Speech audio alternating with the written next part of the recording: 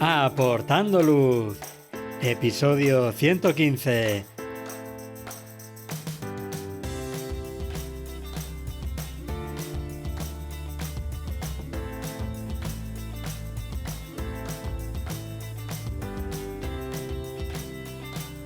Hola, ¿qué tal? Bienvenido a este nuevo episodio de Aportando Luz, el podcast en el que hablamos de fotografía nocturna, su técnica, consejos y equipo. Soy Javier Rosano, fotógrafo especializado en fotografía nocturna, y en mi web javierrosano.com puedes ver mis últimas fotografías y acceder a la formación online. Tienes disponibles píldoras formativas y cursos completos relacionados con la técnica, como la fotografía de rastros de estrellas o de Vía Láctea, y con el procesado, incluyendo la iluminación y la composición. Pasa por la web y echa un vistazo a los cursos. En el episodio de hoy vamos a hablar de mi equipo para fotografía nocturna. Pero antes, tengo que decirte que este episodio está patrocinado por Vanguard y hoy quiero hablarte del nuevo trípode, el AltaPro 3X 304 CLBPS de Vanguard, que es un trípode de carbono compacto, ligero, pero muy robusto. Y aunque luego te hablaré de él con más detalle, pues tiene una cosa que a mí me parece muy útil para los que hacemos fotografía nocturna, y es que en las roscas de la rótula tienen formas e inclinaciones distintas, pues para poder así distinguir la rosca que libera el paneo de la rosca de la propia bola o de la que determina la dureza de la bola, pues sin luz y con guantes y, bueno, pues algo que seguramente nos ha pasado a todos, no aflojar la rosca que no tenemos que aflojar. Y además, con mi código de Vanguard Pro de afiliado, RosaVanPro, todo junto y con V, tienes un 20% de descuento, tanto en este producto como en cualquier otro de toda la web de Vanguard. Es un descuento que es muy bueno, que hace más interesantes aún todos los productos de Vanguard. Y aprovecho también para comentarte que ahora mismo estamos en la web con la Semana de la Fotografía Nocturna. Y es que, pues muchas veces pensamos que cuando el centro galáctico deja de ser visible, pues ya podemos guardar el equipo porque no hay nada que hacer en fotografía nocturna. Pero es un error, porque el invierno y el comienzo de la primavera nos regalan mucho frío, que eso para mí es una puñeta, pero también noches mucho más largas, poder empezar a hacer fotos mucho antes. Y también, por supuesto, a atmósferas más limpias, que son condiciones ideales para poder perfeccionar nuestra técnica de fotografía nocturna. Y de hecho, yo creo que es el mejor momento también para sentar las bases sin esa presión de que tenemos que cazar la Vía Láctea y llevarnos un fotón. Por eso, quiero darte una oportunidad para dominar lo esencial y también para prepararte para cualquier situación en el futuro. Y es que durante 10 días tienes un 30% de descuento utilizando el código semana-FN en la mayoría de mis cursos online, que son los relacionados con la teoría general de la fotografía nocturna, como pues, teoría de la fotografía nocturna, composición o ISO invariante, y también con los relacionados con la iluminación, ya sea iluminación habitual de un sujeto como un árbol, una ermita, o también el curso que hay específico de fotografía de vehículos y también en el curso de rastros de estrellas. Y precisamente para aprovechar al máximo esta época, hay en marcha un curso presencial en la Academia de Fotografía y Arte, que será el sábado 21 de febrero, y en el que, como hicimos el año pasado, veremos pues, cómo componer nuestras fotografías para que resulten pues, más atractivas al espectador, que podamos también transmitir un poquito más y mejor lo que queremos transmitir a la persona que va a ver la foto. Veremos también cómo planificar nuestras fotografías nocturnas, tanto la parte de la meteo como las fotos en sí de la Vía Láctea o de rastros de estrellas, pues para intentar dejarlas lo más cerradas posible desde el sofá de nuestra casa, estando ahí tranquilos, calentitos, sin la presión de que estamos en el campo, de que se nos va la hora de la foto que queríamos hacer. Y bueno, es un curso que además se da en un aula, así que no importa si hace frío o si llueve, pero a pesar de ser en un aula, veremos muchos ejemplos tanto de composición como de planificación. Y ahora ya sí, vamos con el tema del episodio. Y este episodio es el primero del año, así que espero que la entrada en 2026 haya sido muy buena, que Papá Noel o Lenchero, Reyes Magos, quien sea, te haya traído todo ese material fotográfico que habías pedido y que lo aproveches al máximo, que no sea una de esas cositas que se queda en el armario cogiendo polvo, sino que nos anime un poquito a salir, a renovar esas energías, esa ilusión por fotografiar en la noche, que ya digo, ahora en invierno tenemos unas condiciones muy buenas, pero es verdad que ese frío pues hace que nos dé más pereza aún de lo normal el salir a hacer fotografía nocturna. Y en el episodio 79 del podcast hablé de mi equipo para fotografía nocturna, pero de eso han pasado ya, pues creo que casi 3 años. Y mis gustos en fotografía nocturna desde entonces también han evolucionado y con ello, claro, pues mi equipo. Así que yo creo que era un buen momento para actualizar este episodio, porque además esos cambios no son cambios menores, sino que son cambios en partes muy importantes del equipo, como iremos viendo. Y voy a empezar hablando de los cuerpos que utilizo. En el episodio 79 comentaba que me acaba de comprar la Sony A7 IV y que iba a mandar a astromodificar la A7 III. Así que, bueno, pues ya han pasado casi 3 años y te puedo dar mucha información, tanto de la A7 IV como de la astromodificación de la A7 III. Primero, A7 IV. Estoy muy contento con ella. Tiene una resolución de 33 megapíxeles, que yo creo que es un equilibrio perfecto para poder hacer recortes en el revelado sin perder mucha resolución, pero sigue teniendo el sensor unos fotocaptores suficientemente grandes pues para que rinda bien cuando tenemos poca luz, que es lo que al fin y al cabo nos importa a los que hacemos fotografía nocturna. Y bueno, pues con esto se consigue un rendimiento muy bueno cuando trabajamos a altos ISOs, 3200 o 6400. Tiene también un comportamiento con ISO variante muy bueno, empezando en ISO 400, que es un valor muy bajo y que te permite, bueno, pues salvar esas luces más altas en escenas muy complicadas con mucho rango dinámico, que es verdad que con ISO 400 en la pantalla ves pues prácticamente todo negro, pero que una vez que te acostumbras a trabajar así, es una técnica que viene muy bien en esas situaciones en las que podemos sacarle mucho provecho, ya digo, cuando hay luces altas en nuestra escena, ya sea una farola, una zona del centro galáctico que se nos va a quemar, la nebulosa Orión o el núcleo de la galaxia de Andrómeda o incluso la luz de la luna. Hay situaciones en las que, bueno, pues hay luces muy altas que nos viene muy bien si podemos utilizar un ISO más bajo para captar y guardar esa información en las luces más altas. Luego también tiene, igual que también tenía la A7 III, la función de Bright Monitoring, que permite que la imagen que vemos en la pantalla del LCD al encuadrar, bueno, pues use un tiempo un poquito mayor que el habitual y lo que hace es aumentar la luminosidad de la escena que estamos viendo en la pantalla. Y esto, a la hora de encuadrar, es muy, muy cómodo.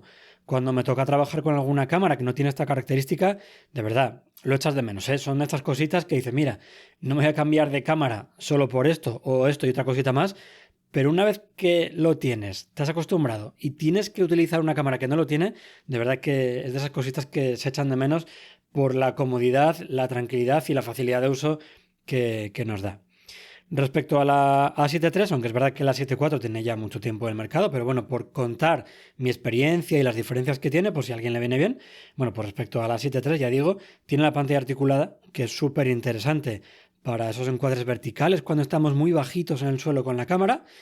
Y lo mismo que antes, cuando utilizo la A7 III, que solo tiene pantalla abatible, pues toca agacharse o arrodillarse en el suelo, que pues según dice Murphy, lo más fácil es que el suelo esté frío, lleno de barro y nos va a complicar la noche. Obviamente también tiene sus pegas, ¿no? Como por ejemplo el no poder programar, estando en modo bulb, tiempos de exposición superiores a 30 segundos. Eso te obliga a entrar en el modo bulb, utilizar un disparador externo y a mí eso pues no me gusta. Todo lo que sea sacar más aparatos, conectar en la noche y tal, es algo que intento evitar siempre. Y como lo que decía antes del Bright Monitoring, es algo que he probado ya en otras cámaras más modernas y me parece una chulada. Y eso que yo creo que es una cosa muy sencillita de implementar en las cámaras porque es a nivel de software, no requiere más hardware, no requiere, no sé, pero sin embargo no hay ninguna actualización hasta ahora que lo haya implementado. Y ya digo, es algo que tienen muchas cámaras y se echa mucho de menos. Pero bueno, en general estoy muy contento con la 7.4, así que mientras aguante y no saquen tampoco novedades muy interesantes para fotografía nocturna, pues seguiré con ella durante muchos años. Luego también tengo la 7.3 que, como decía antes, mandé a astromodificar hace ya 3 años a DST y por si alguien que no sabe en qué consiste lo de astromodificar una cámara, lo explico rápidamente. Es un cambio que se hace en el filtro que tienen los sensores de las cámaras y que lo que hace ese filtro es limitar la luz que le llega al sensor para que solamente le llegue la luz visible. Pero hay una luz que emiten muchas nebulosas en el cielo nocturno que, por desgracia, no pasan ese filtro. El filtro, pues lo que hace es capar esa luz. Así que toca cambiar ese filtro por otro que sea un poquito menos restrictivo, para que nuestra cámara pueda captar no solamente la luz visible, sino también ese color rojo de la luz H-alfa, que digo que es una luz muy presente en el universo. Yo estoy muy contento con ella y lo volvería a hacer porque puedo hacer fotos que de otra forma sería mucho más difícil, como por ejemplo la foto de la rosa que publiqué hace poquito, en la que se veía la nebulosa Rosetta con muchísimo detalle. También fotos como las de Orión con el bucle Barnard, la nebulosa del Pez Ángel. Al final, yo creo que el problema de este tipo de fotos, igual que en muchos otros tipos de fotografía, y yo creo que haré un episodio además para hablar de por qué no conseguimos nosotros las fotos que vemos por redes sociales, ¿vale? ¿Qué es lo que hay ahí entre medias? Y es que en este caso, de cámaras astromodificadas, hay mucho trabajo detrás que desconocemos porque no estamos acostumbrados y que implica, pues, mucho más tiempo sacando fotos. Implica cielos más oscuros de lo habitual para captar esa luz que es mucho más débil de la que estamos acostumbrados. También implica más trabajo en el ordenador o incluso, yo a este nivel todavía no he llegado, filtros específicos para captar únicamente ese tipo de luz. Pero ya digo, que súper contento con la astromodificación, no me arrepiento y lo volvería a repetir. Luego también tengo aún la Sony A7 II, pero así como antes sí que la utilizaba mucho más, ahora ya es rara la vez que la utilizo. Si hay una ocasión en la que hay varios encuadres posibles, pues entonces sí que la llevo para hacer un timelapse o para hacer una fotografía de restos de estrellas, y seguramente también la utilizaré durante el eclipse solar de este año, pues para poder llevarme otro tipo de fotos, dejarla ahí trabajando mientras yo hago otras cosas. Si sale mal, pues sale mal, y si sale bien, pues genial. Ya digo, es para esas situaciones en las que pues yo ya voy con 2 cámaras, doy lo que doy, y si puedo dejar una tercera cámara ahí trabajando solita, pues mira, me la llevo. Y si esa fotografía, ese timelapse tiene sentido y va a ser bonito, pues la dejo ahí trabajando. Pero digo que habitualmente no la suelo llevar en mis salidas. Y eso es de la parte de las cámaras, de los cuerpos. Vamos ahora a la parte de objetivos, porque por culpa de cómo han evolucionado mis gustos fotográficos, aquí también ha habido bastantes cambios. Y es que antes era mucho más de utilizar angular, casi para todo, y me centraba mucho en el primer plano, en el sujeto del suelo, y el cielo, bueno, pues estaba ahí, acompañaba, lo mimaba, lo cuidaba obviamente, pero pues quizás ahora me gusta jugar más con esos elementos del cielo, que tengan un diálogo diferente con el elemento del suelo, que se les vea con más detalle, que tengan más presencia. Entonces ya digo, eso ha afectado a las focales que utilizo. Sigo teniendo y utilizando el Sony 16-35-2.8 J Master. Es un objetivo que es pesado, pero que merece la pena por la calidad, la luminosidad y la versatilidad que da. Al final abarca focales de entre 16 y 35, que da muchísimo juego. Esta es la versión 1. He probado la 2 y da algo más de calidad, pero para mí lo que es más importante es que esa versión 2 es más pequeña y más ligera, pero claro, también tiene un precio más alto. Y entre que este Sony es grandecito, la versión 1, y que también hay veces que necesitaba 2 angulares, porque tengo una pues para hacer un timelapse, con otra estoy haciendo una panorámica o estoy haciendo otras fotografías, pues al final, hace ya también bastante tiempo, me compré el Sigma 16-28, que también es 2.8, es muy luminoso y es más compacto, es más ligero. También hay que tener en cuenta que estamos hablando de grandes angulares que son zoom, que esto al final pues ya tiene un tamaño considerable. Y tiene también una calidad muy buena, así que súper contento con él. Y luego tengo varios objetivos de focales fijas, pues como decía antes, ¿no? Para poder sacar cielos con más presencia, con más detalle y que al ser de focal fija son muy luminosos, muy compactos y muy ligeros. El primero, que también lo tenía cuando grabé aquel episodio, es el Sanyan 24mm f1.8. Es un objetivo que está muy bien de precio. Ahora mismo cuesta 439 euros en Fotografiarte. Y me encanta porque, ya digo, es muy pequeño, no da pereza meterlo en la mochila y que además lo suelo usar muchas veces, aunque es verdad que si el sujeto, si el elemento del cielo y si el entorno me lo permiten, pues intento exprimir todo un poquito más y tiendo a usar un 35 o incluso un 50 milímetros cuando es una foto de un solo encuadre y obviamente no es una pano, que ahí así que intento ir a lo más rápido, no me complico y ahí tiro ya de 16 milímetros. De este Sanyan hice una review en el canal de YouTube, por si queréis echar un vistazo, os dejaré por ahí en las notas el enlace al vídeo y Además también desde hace un año tengo el Sony 35 mm, también 1.8. E igual que el Sanyan, está muy bien de precio, son 599 euros en Fotografiarte. Es también muy pequeño, es también compacto y también muy luminoso. Es verdad que tiene aberraciones ópticas en las estrellas, en las esquinas, y que, bueno, pues según como de perfeccionista seas, pues habrá que cerrar más o menos el diafragma. En mi caso, yo suelo cerrar a f2.2 y con eso es más que suficiente. Y esa luz que pierdo de pasar de f1.8 a f2.2 lo puedo compensar con más tiempo de exposición porque con el 35 milímetros y teniendo en cuenta el peso que tiene, aún estoy muy lejos del tiempo máximo que puedes poner utilizando el tracker. Así que en este caso, el tiempo por el lado del tracker no es ningún problema.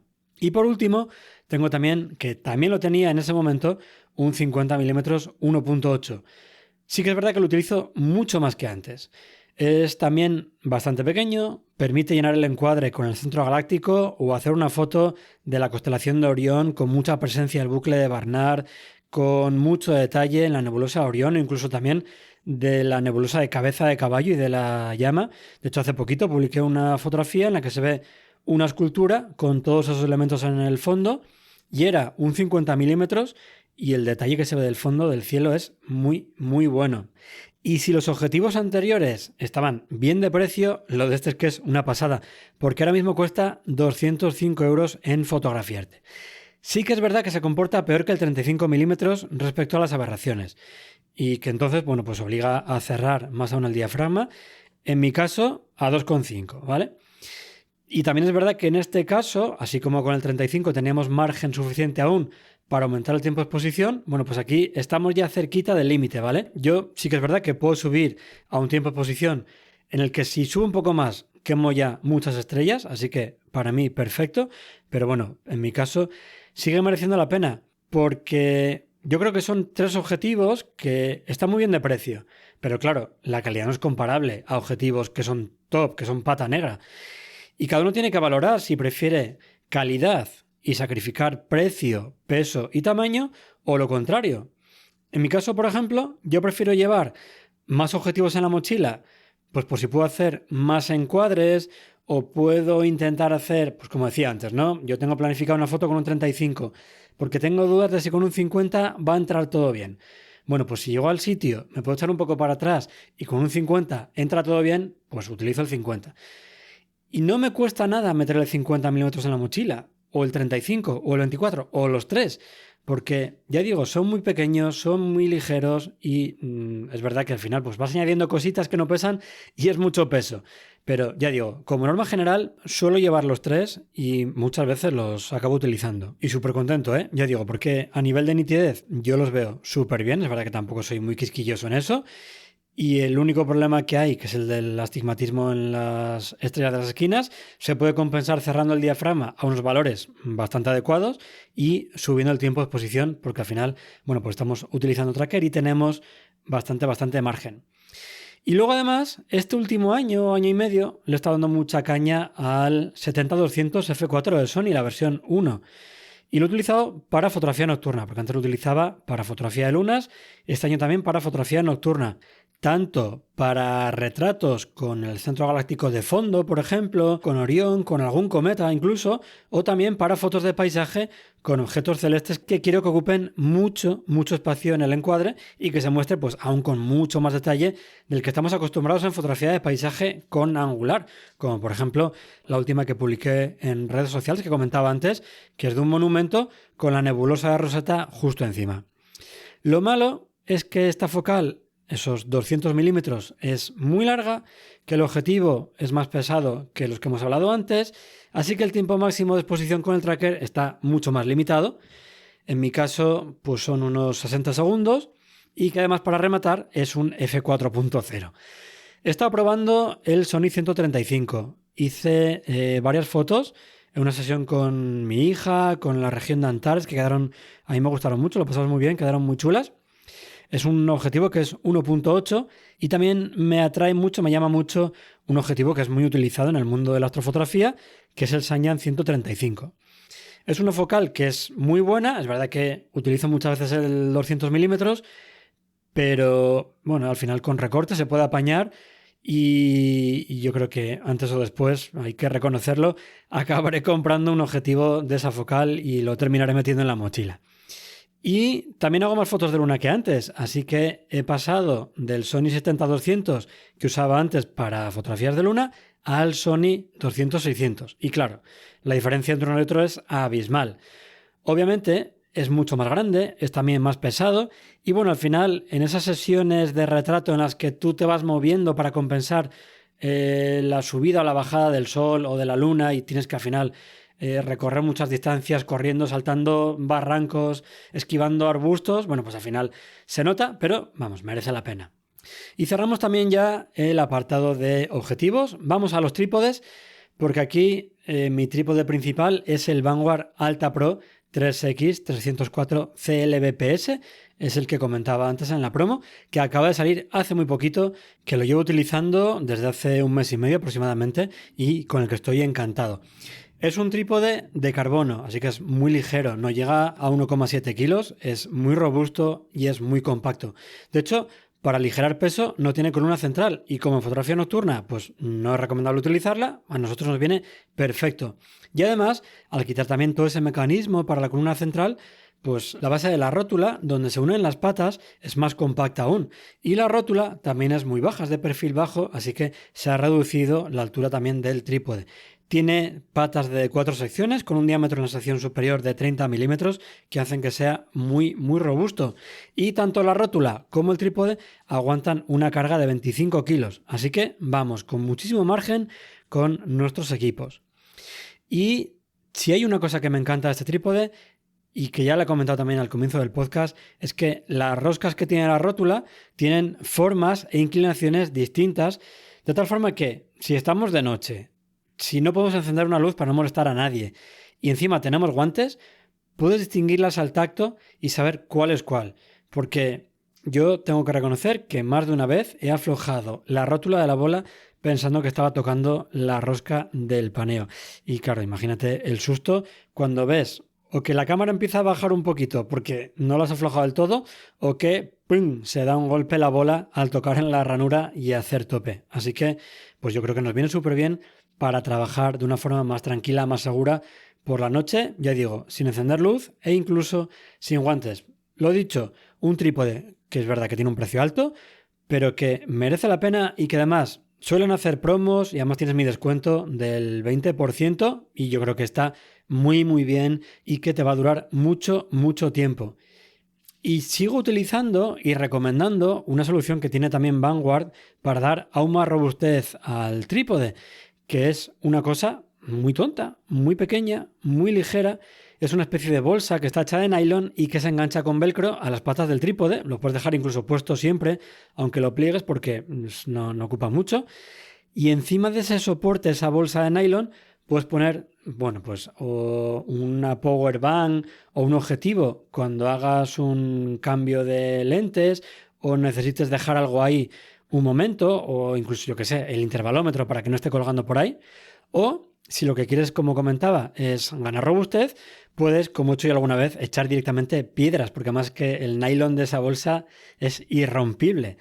Y con eso, pues ganas muchísima estabilidad. Y es que esta solución me encanta porque el peso que necesitas en el trípode para tener esa estabilidad, pues no lo tienes que llevar encima, sino que tú pones esa bolsa, llegas a la localización donde vas a hacer las fotos y le añades peso, ya sea rocas, arena, la cantimplora con agua, lo que sea. Y además, al ponerle ese peso y estar sujeto por 3 puntos, no se bambolea, como por ejemplo si que haría una mochila colgada de la columna central. Esto es súper seguro, no te va a introducir ningún movimiento en la cámara, no te va a introducir trepidación. Yo lo llevo utilizando durante mucho tiempo y ya digo, súper contento. Si tienes un trípode que no es muy robusto o quieres añadirle más estabilidad aún a tu trípode, de verdad, ten en cuenta esto porque es algo baratito, no sé si son 20-25 euros lo que cuesta y de verdad es una solución muy buena. Y vamos ahora con un accesorio que tengo que reconocer que en su momento tenía muchas dudas de si lo utilizaría o no, pero que al final se ha convertido en algo fijo en mi mochila. Y hablo del Star Tracker. En mi caso, utilizo el Nomad de Move y de verdad no puedo estar más contento. Tiene que quedar claro, para la gente que está pensando en comprarse un Star Tracker, que no es algo para equipos pesados, ¿vale? No está hecho para telescopios, para focales muy largas y que por tanto tiene sus limitaciones, ¿no? Pero yo creo que es el precio a pagar si queremos un equipo portable y que para nuestros equipos habituales es más que suficiente. Ya digo que yo lo he utilizado con un 70-200 a 200 milímetros, he hecho fotos a 60 segundos sacando estrés puntuales, así que nada, súper contento.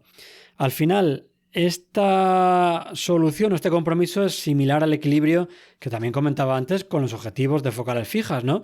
Yo prefiero sacrificar calidad por precio y peso y aquí pues sacrifico precisión, sacrifico carga máxima a cambio de tener un equipo que es muy ligero, un equipo que es muy compacto y que además es muy sencillo de utilizar porque es que solo tiene un botón, no tiene más. Y ya digo, es que es más que suficiente para lo que solemos hacer nosotros con nuestro equipo, aunque es verdad que siempre, al menos a mí me pasa, nos empeñamos en llevarlo al límite. Del Nomad tenéis un vídeo en mi canal de YouTube, pues si queréis más info, y recordad que también hay un código de descuento por si finalmente quieres comprarlo. Y después de varios años he estado haciendo varias pruebas con diferentes accesorios y he encontrado lo que al menos para mí es la combinación más cómoda. Si voy a utilizar el tracker, lo que hago es quito la rótula del trípode y enrosco ahí una cuña ecuatorial.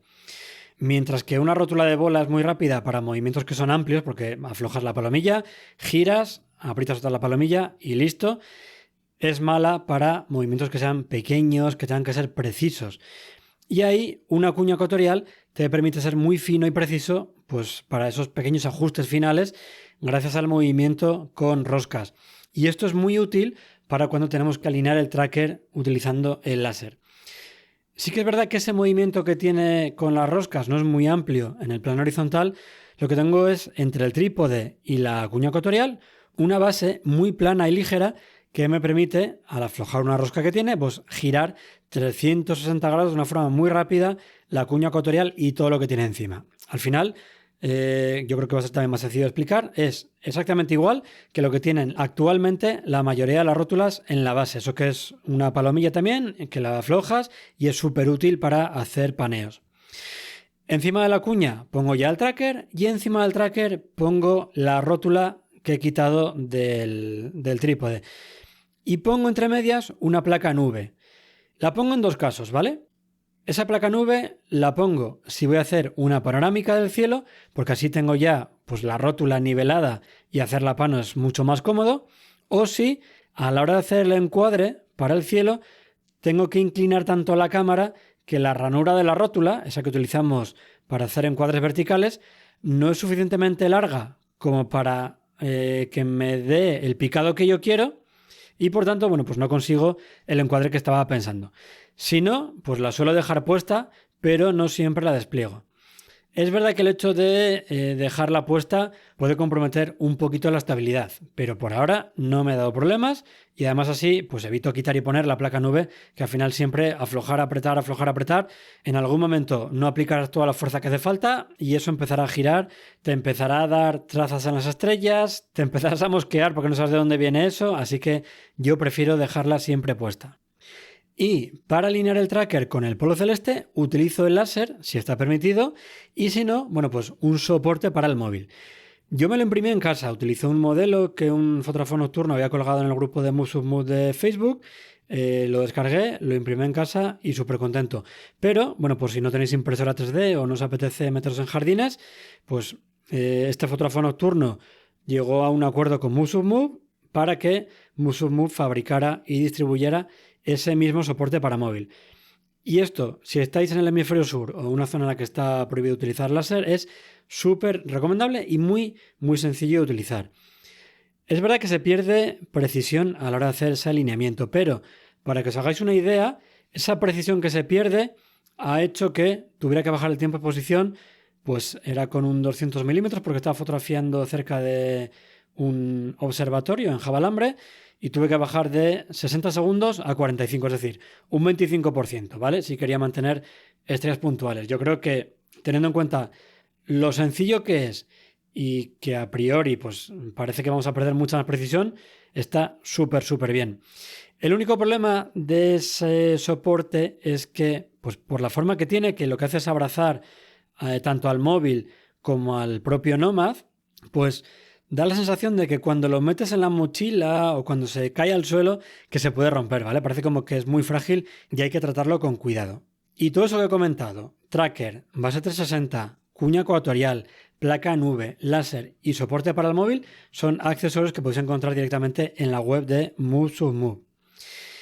Y pasamos ahora al enfoque, porque alguna vez me ha pasado que voy a hacer fotos nocturnas, todo lo veo bien en la pantalla de la cámara y cuando llego a casa, ya al día siguiente abro las fotos en el ordenador, parece que las estrellas no estaban del todo enfocadas. Y la última vez que me pasó esto además fue probando un objetivo, creo recordar que era justo el 16-35 GM2 de Sony, que tenía que grabar el vídeo para YouTube. Llego a casa con las pruebas que había hecho por la noche para ver si las estrellas estaban nítidas en las esquinas, si había alguna aberración óptica, etcétera, etcétera. Lo abro y digo, pues esto está desenfocado. Y ya digo, en la pantalla de la cámara yo lo veía bien y siempre amplío al máximo que me da. Pero bueno, pues te confías o no lo ves bien o no lo sé. El caso es que para evitar eso, que no volviera a pasar, me compré un filtro de enfoque a las estrellas y utilizo el de Focus on Stars. Y que, aunque es verdad que requiere invertir un poquito más de tiempo a la hora de hacer el enfoque, bueno, pues te garantiza que el enfoque al final es correcto y eso evita una cosa que no sé si para vosotros, pero para mí es una fuente de bastantes problemas, que es la frustración, ¿no? Y las dudas de estar en el campo y, jolín, ahora me sale esto mal, o ahora no consigo afinar bien el encuadre, o ahora encima me fallan las pilas, o ahora encima el enfoque no consigo afinarlo y no estoy seguro de si está bien o está mal. Son cositas que siempre nos van surgiendo por la noche, porque rara es la noche en la que todo sale perfecto, y que van haciendo que tu incomodidad vaya subiendo y eso puede hacer que, desde luego, no disfrutes, que te ponga nervioso y que de ahí en adelante todo vaya a peor. Así que ya digo, para mí me ha resultado súper útil. Es un filtro cuadrado que tiene multitud de máscaras de Bahtinov que lo que hacen es crear un patrón en las estrellas y que pues lo que hacemos cuando movemos el anillo de enfoque es buscar un punto en el que ese patrón que nos da el filtro sea simétrico y cuando ese patrón es simétrico, pues ya sabes que tienes el enfoque perfecto. Y además utilizo también un calentador de lentes para evitar que el objetivo se empañe en noches frías y húmedas, que es verdad que es algo que cuando tú se lo oyes a alguien o lo lees en algún sitio, dices, a mí esto no me va a pasar nunca, pero pasa. Y pasa además y no se puede solucionar de otra manera y es algo que te arruina todas las fotos. Y he dicho noches frías y húmedas, pero es que a mí me ha pasado incluso en una noche de agosto que justo antes había llovido, había un río al lado, bajó la temperatura y se empañaron los objetivos con los que estaba trabajando y los timelapses que estaba haciendo, pues terminaron ahí. Respecto a la iluminación, aquí ha habido pocos cambios, así que solo comentaré pues todo lo que llevo casi siempre encima, ¿vale? Suele ser una linterna cálida y un panel LED. La linterna que tengo es perfecta para iluminar pues, zonas concretas, evitando contaminar otras partes. Tiene varias intensidades. El haz lo puedes regular para hacer más zoom, menos zoom, hacer que ese haz sea más amplio o sea más pequeño. Y la caja LED, aunque tengo varios modelos, pero en general, y se cumple para todos, tiene opción de modificar intensidad, temperatura de color o también escoger un color por su tono, por su saturación y por la luminosidad. Así que al final viene muy bien para iluminaciones que son así más amplias, más generales, simulando como una luz ambiental o también para la clásica luz cálida de un interior de una ermita o de lo que sea. Y para llevar todo esto tengo varias mochilas de f-stop que utilizo una u otra según donde vaya y qué es lo que quiera llevar. He jubilado la f-stop Satori que comentaba en el episodio 79 porque tenía ya 12 años y ahora mi mochila principal es la f-stop Tilopa. Tiene 50 litros, que es una capacidad de carga brutal y es también muy cómoda para largas caminatas. Al menos a mí me lo parece. Imagino que eso pues depende también del cuerpo que tenga cada uno. Le puede resultar más cómodo un tipo de mochila o adaptarse mejor otro tipo de mochila. Es una mochila que tiene un espacio interior hasta el fondo, como si fuera una mochila normal de montaña, y una apertura superior y en la espalda, de forma que pues cuando dejas la mochila en el suelo para abrirla y sacarle alguna cosa, no manchas ni vas a mojar tampoco esa parte que luego va a estar en contacto con tu cuerpo.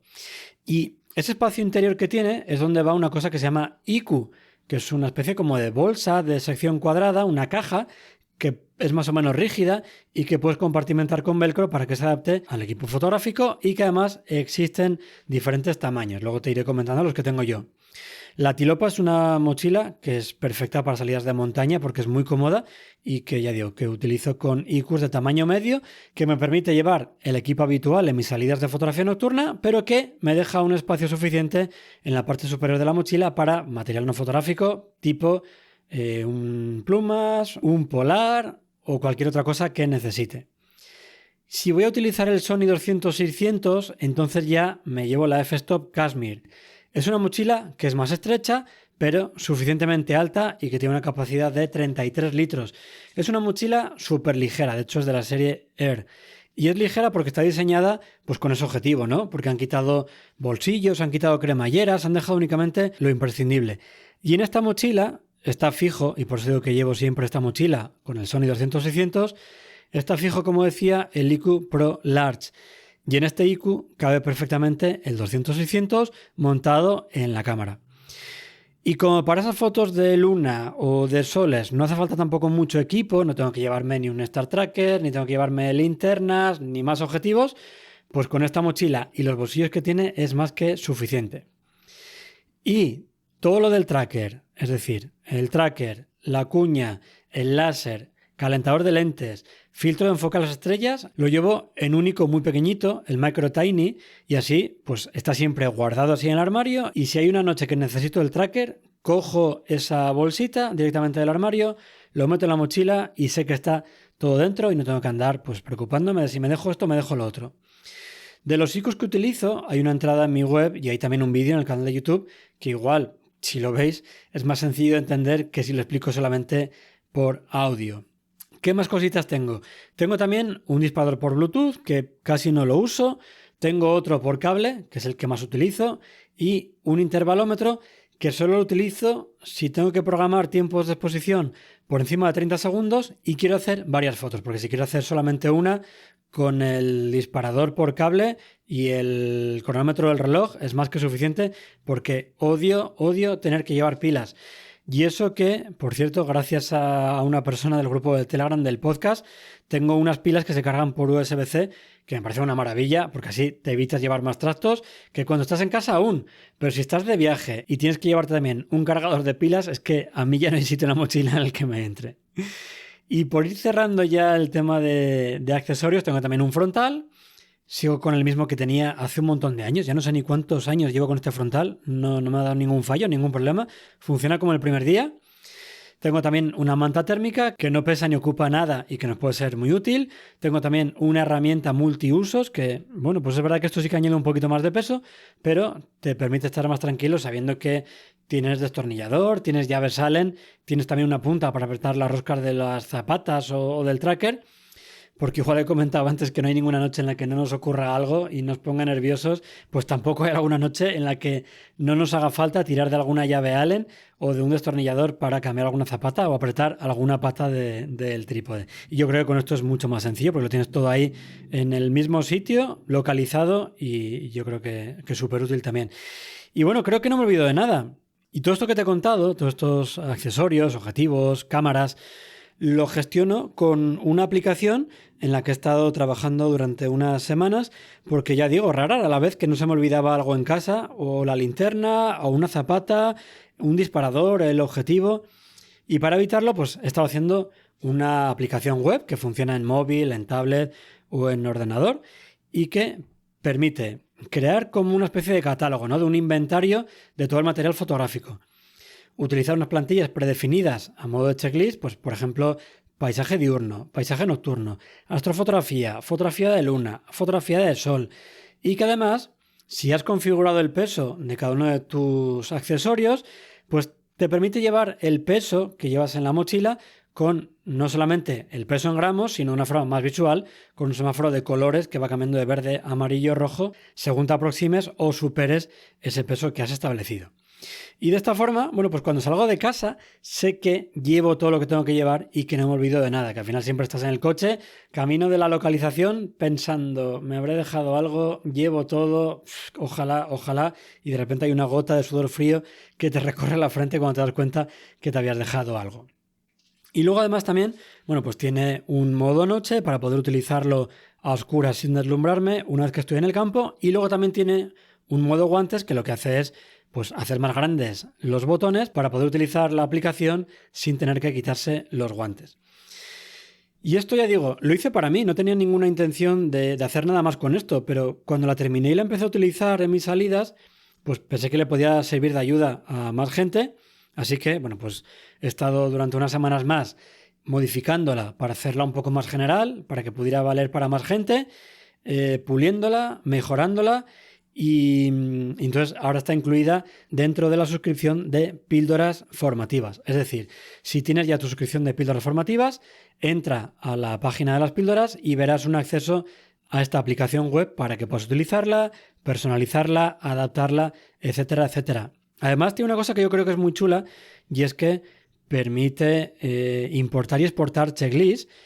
De tal forma que, si varias personas utilizan la aplicación, es muy sencillo compartir la checklist con otra persona para que sepa qué equipo te llevas o qué le recomiendas que se lleve, para que ni uno ni otro os olvidéis de nada. Y bueno, pues con esto creo que queda cubierta ya la parte más importante al menos de mi equipo fotográfico, y como siempre, en las notas del programa, en javierrosano.com/podcast/115, he dejado un enlace a mi equipo fotográfico por si tienes más curiosidad o necesitas algo más de información de algo de lo que hemos estado hablando. Ya está aquí este episodio en el que hemos hablado sobre equipo para fotografía nocturna. Te recuerdo que puedes unirte al grupo de Telegram del podcast, que puedes encontrar en javierrosano.com/telegram, donde charlamos de fotografía nocturna, de los episodios, de ideas de nuevos temas. De hecho, hace poquito hemos estado hablando de eso, de nuevas ideas, nuevos invitados, también de alguna quedada, compartimos consejos, trucos y material. Si te ha gustado este episodio, suscríbete para no perderte los próximos capítulos, y si quieres colaborar para que el podcast llegue a más gente, te agradeceré los me gustas, valoraciones y comentarios. Muchísimas gracias por escucharme y por tu apoyo. Hasta el próximo episodio.